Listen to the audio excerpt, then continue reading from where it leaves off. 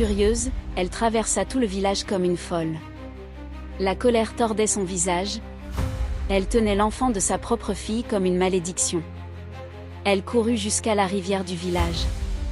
Puis d'un seul coup elle jeta le bébé dans l'eau et s'enfuit, laissant le bébé se noyer à petit feu. Aïssata avait 16 ans, une beauté qui faisait tourner les têtes. Ses yeux brillaient comme des étoiles, et sa voix, lorsqu'elle chantait au marché, faisait taire les oiseaux. Mais sa mère, Mariama, une veuve au regard d'acier, ne voyait pas sa beauté comme un don. Pour elle, c'était un moyen d'assurer l'avenir. Mariama avait souffert toute sa vie, et elle voulait une vie meilleure pour sa famille, coûte que coûte. Un soir, alors que le soleil peignait le ciel en orange, Mariama annonça une nouvelle terrible. Aïssata, tu vas épouser Moussa, le marchand de tissus. Il est riche, il a du pouvoir. Il te donnera une vie que je n'ai jamais eue. Moussa, un homme de 40 ans, était connu pour ses richesses, mais aussi pour son caractère dur.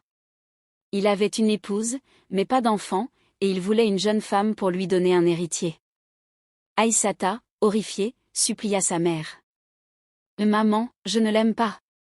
Il me fait peur. Laisse-moi choisir, je t'en prie. » Mais Mariama, inflexible, répondit froidement, « L'amour ne nourrit pas, Aïssata. Tu feras ce que je dis, ou tu n'es plus ma fille. » Les jours suivants furent un enfer pour Aïssata. Elle pleurait la nuit, cachée sous sa natte, pendant que le village préparait le mariage. Les voisines cousaient des pagnes colorés, les tambours résonnaient, et Tundala parlait de cette union. Mais Aïssata ne voyait qu'une cage. Elle rêvait d'un amour vrai, d'un homme qui la regarderait avec douceur, pas comme une marchandise. C'est alors qu'elle rencontra Bakari, un jeune tailleur aux mains agiles et au sourire chaleureux. Bakari travaillait sous un manguier, cousant des boubous avec soin. Chaque fois qu'Aïssata passait, il lui offrait un sourire. Un jour, il osa lui parler. « Pourquoi tes yeux sont-ils si tristes, Aïssata ?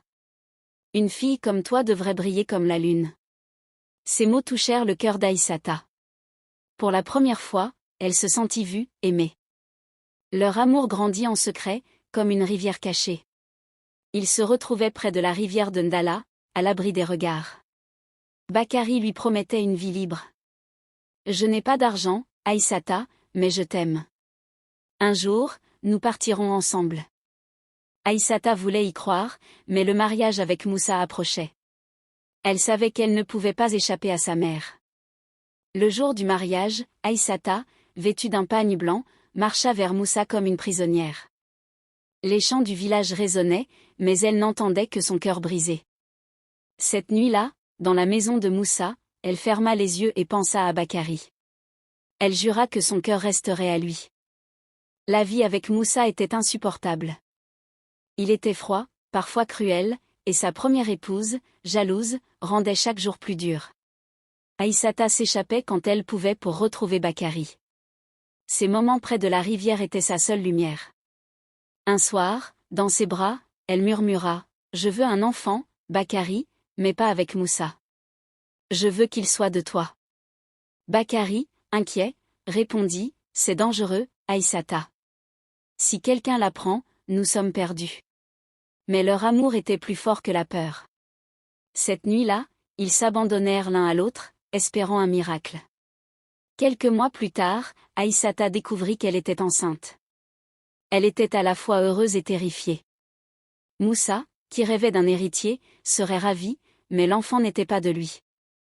Aïssata garda le secret, caressant son ventre en murmurant « Tu es mon trésor. Je te protégerai. » Mais à Ndala, les secrets ne restent jamais cachés longtemps.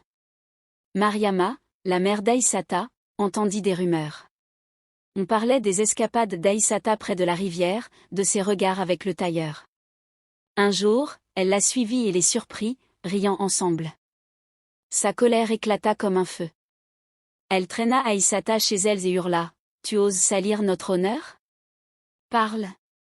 En larmes, Aïssata avoua tout, son amour pour Bakari, son dégoût pour Moussa, et l'enfant qu'elle portait. Mariama devint pâle. Cet enfant était une honte, une tache sur leur nom.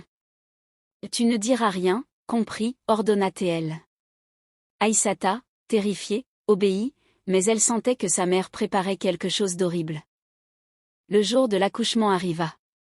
Aïssata donna naissance à une petite fille, aux yeux brillants comme ceux de Bakary. Elle la serra contre elle, pleurant de joie. Mais soudain, Mariama entra. Sans un mot, elle arracha l'enfant des bras d'Aïssata. « Non, maman, pitié !» cria Aïssata, trop faible pour se lever. Mariama, le visage dur, enveloppa le bébé dans un pagne et partit en courant.